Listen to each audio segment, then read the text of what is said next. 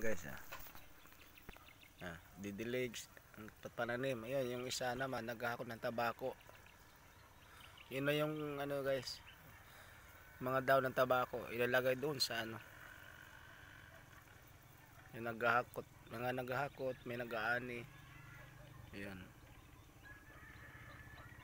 Ayun na.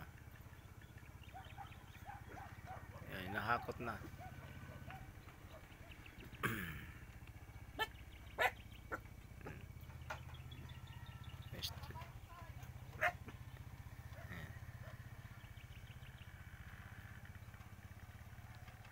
Ayan.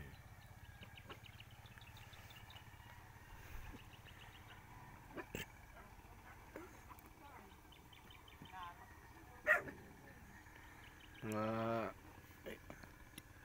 Ilocano salita guys, hindi ko maintindihan kaya hindi ako masyado nakapag ano, kapag banding, magpagkwentuhan man lang kasi iba talagang sanay sa Ilocano.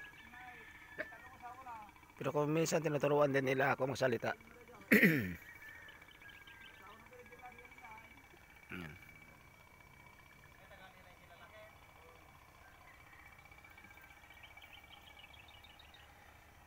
Siya yung tagahakot. Ang dami guys nag-harvest ng dahon ng tabako. Yun, banda ron. Yung pinuntan ko kanina maaga pa.